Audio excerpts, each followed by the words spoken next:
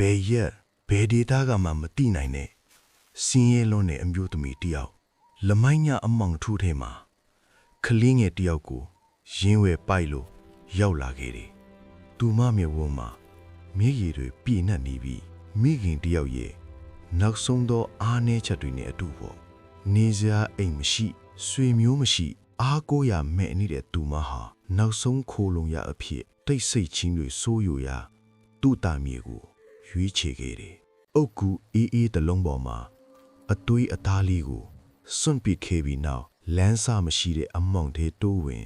ပျောက်ကွယ်သွားခဲ့တယ်။အဲ့ဒီညမှာပဲသူ့တန်ဆောင်သူ့ဘာရာဇအဖိုးအိုတယောက်ဟာခလီးငယ်ရဲ့ငိုးတန်ကိုကြားလိုက်ရတယ်။တသက်လုံးတေဆုံးသူတွေရဲ့နှုတ်ဆက်ခြင်းကိုသာကြားခဲ့ရတဲ့သူ့ဘာရာဇအတွက်အသက်ရှင်နေတဲ့ခလီးငယ်ရဲ့အတန်ဟာထူးဆန်းနေခဲ့တယ်။အဖိုးအိုဟာခလီးငယ်ကိုကောက်ယူမွေစားခဲ့ပြီးသူ့တန်မြေမှာပဲရှာဖွေကျွေးမွေးရင်းကြမ်းတမ်းတဲ့ပတ်ဝန်းကျင်ကြားကဘဝရဲ့နူးညံ့မှုကိုတင်ကြားပေးခဲ့တယ်။ခလီးငယ်လေးဟာမတဲဦးဆိုတဲ့မိန်းမလေးအဖြစ်အရွယ်ရောက်လာခဲ့ပါတော့တယ်။သူ့တန်မှာမွေးဖွားကြီးပြင်းခဲ့ရပေမဲ့သူမရွယ်စိတ်နှလုံးဟာနူးညံ့လာပါသူပါ။မတဲဦးကအဝါရောင်ကိုအမြင့်တနိုးနဲ့တက်လာတယ်။နေဝင်ချင်းကအဝါရောင်ကလင်းရောင်တွေဟာသူမဘဝရဲ့မျှော်လင့်ချက်လိုခံစားခဲ့ရလို့ပေါ့။အရွယ်ရောက်တော့အင်းအိုင်တွေကြားရုန်းကန်နေရတဲ့တငါသေးကောင်လေးနဲ့ချစ်ကြိုက်ခဲ့တယ်။ဒီနေ့မှာတော့သူ့ဘာရာဇအဖိုးအိုလည်းလူအိုယောဂနဲ့ကွယ်လွန်သွားခဲ့တယ်။အဖိုးအိုမရှိတော့တဲ့နောက်မတဲဦးနဲ့ချစ်သူကောင်လေးဟာသူ့တာမြေမှာပဲအတူလက်တွဲလို့ရိုးသားစွာအသက်မွေးဝမ်းကြောင်းပြုခဲ့ကြတယ်။ဒါပေမဲ့တိုင်းပြည်မှာစစ်မီးစစ်ရည်တွေတန်းလာပြီးဘရင်ကစစ်တီအင်အားစုဆောင်းလီတော့မတဲဦးလူရှိကိုလည်းစစ်မှုထမ်းမှုစင့်ခေါ်စာရောက်လာခဲ့တယ်။စစ်မြေတွေမထွက်ခွာခင်မတဲဦးအတွက်အဝါရောင်ဖဲကြိုးလေးတစ်ချောင်းကိုလက်ဆောင်ပေးခဲ့တယ်။ကိုမင်းစီကိုမရပြန်လာခဲ့မယ်ဆိုတဲ့ခိုင်မာတဲ့ဂတိစကားတစ်ခုနဲ့အတူပေါ့အဲ့ဒီနေ့ကစပြီးမတဲဦးဟာအဝါရောင်ဖဲကြိုးလေးကိုစနွယ်မှာအမြဲတက်ဆင်ပြီးချစ်သူပြန်လာမဲ့သူ့တန်လန်းဝါမှာနေ့စဉ်စောင့်မျှော်နေခဲ့တယ်။တိုက်ပွဲတွေပုံမူပြင်းထန်လာခြင်းစစ်ပွဲကပြန်ရောက်လာတာလူတွေမဟုတ်ဘဲစစ်တီအလောင်းတွေဖြစ်နေခဲ့တယ်။မတဲဦးခမရောက်လာသမျှအလောင်းတိုင်းကိုရင်တုံပန်းတုံစစ်ဆေးကြည့်ရှုရင်သူမချစ်သူပါလာမလားဆိုတဲ့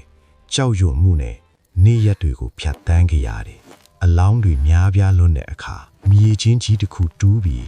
အစုလိုက်မြုပ်နှံကိုမတဲဦးဆုံးဖြတ်လိုက်တယ်။မတဲဦးလည်းအားကိုးရမယ့်ဝိညာဉ်တွေအထက်မိုးချုပ်တဲ့အထိမြေချင်းတူးခိခဲ့တယ်။ညနေဆောင်အလင်းရောင်ပျောက်ချိန်မှာတော့မိုးဆက်တွေစတင်ရွာဆွန်းလာခဲ့တယ်။မကြာခင်မှာအနံ့တဆူးတွေထွက်လာမယ့်အလောင်းတွေအတွက်မတဲဦးမိုးကိုဂယုမပြုမိပဲပြီးခါနီဆဲဖြစ်နေတော့ခြင်းကိုလက်ဆက်တတ်နေခဲ့တယ်။မိုးကတဖြည်းဖြည်းတီးထန်လာပြီးမြေချင်းနေရန်တွေဟာရွှင်နွံတွေဖြစ်ပြိုကျလာခဲ့တယ်။မသေးဘူးဟာလူရက်စာကျော်နှိပ်ရှင်းတဲ့မြေချင်းတွေကအပေါ်ပြန်တက်ဖို့ကြိုးစားခဲ့ပြီးမြဲကန်ဆူးမွန်းမောင်ကျစွာပဲသူမမတတ်နိုင်တော့ဘူး။မိုးရေတွေတရိပ်တက်လာပြီးမြေချင်းတစ်ခုလုံးရေတွေလန်တက်လာခဲ့တယ်။နောက်ဆုံးမှာတော့အဝါရောင်ဖဲကြိုးလေးတစ်ခုသာရေပြင်ပေါ်မှာမျောလွန်ကြံရစ်ခဲ့ပါတော့တယ်။အဲ့ဒီညကစပြီးသူ့တန်ကုန်းပတ်ဝန်းကျင်မှာအဝါရောင်ဖဲကြိုးအဝါရောင်အင်းကြီးနဲ့အမျိုးသမီးတယောက်အလောင်းတစ်လောင်းကိုထမ်းပိုးပြီးတစုံတစ်ယောက်ကိုစောင့်မျှော်နေတာကိုလူတွေစတင်မြင်တွေ့လာကြတယ်။ညစ်နတ်တန်းကောင်းခွေးဦးတန်းတွေကြားလို့အင်းတကားကြားကချောင်းကြီးကြီးအလောင်းကောင်ကိုထမ်းပိုးပြီးရှောက်သွားနေတဲ့မိန်းကလေးတယောက်ကိုတွေ့နေတယ်လို့လူတွေပြောလာကြတယ်။ချစ်သူကိုစောင့်မျှော်နေခဲ့တဲ့မတဲဦးဟာလူတွေအမြည်တက်ဖိတ်လိုက်တဲ့မဖဲဝါဆိုတဲ့အဝါရောင်ဝိညာဉ်တစ်ခုထွက်သွားခဲ့ရပါတော့တယ်။အချိန်တွေကြာလာတော့ညာဘက်အပြင်မထွက်နဲ့မဖဲဝါလာနေပြီဆိုတဲ့စကားဟာကလေးတွေကိုအပြင်မထွက်ရဲအောင်ခြောက်လန့်တတ်တဲ့မိဘတွေရဲ့ပုံပြင်တစ်ပုဒ်ဖြစ်လာခဲ့ပါတော့တယ်။မသဲဦးကနေမဖဲဝါအဖြစ်ပြောင်းလဲသွားပြီးတဲ့နောက် ဆယ်စုနှစ်များစွာကြာမြင့်လာတဲ့အခါသူမဟာသူ့တန်ရဲ့အဆောင်လျှောက်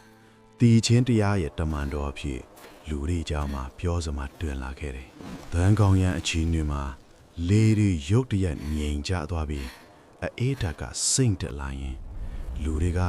မဖဲဝါလာနေပြီလို့သိလိုက်ကြတယ်။သူမဟာပခုံးပေါ်မှာတစ်သားခေါင်းတလားတစ်လုံးကိုထမ်းပိုးပြီးလမ်းလျှောက်လာရရှိတယ်။ကံကုံတော့မဲ့လူရှိတဲ့အိမ်ရှိကရောက်မှာတော့သူမဟာပခုံးပေါ်ကခေါင်းတလားကို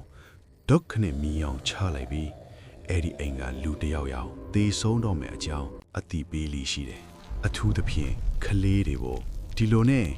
မဖဲဝါဟာတီမင်းရဲ့တမန်တော်အဖြစ်နှစ်ပေါင်းများစွာတည်ရှိခဲ့တယ်။1990ပြည်လွန်နှစ်ရက်နောင်ပိုင်းကာလတိုင်းပြည်မှာအမောင်ထုတွေကြီးစိုးနေတဲ့အချိန်ကရင်ပြည်နယ်ရဲ့တောတောင်တွေကြားမှာတရင်သက်နေတဲ့တိုင်းတရားဆရာတော်ထံမှာ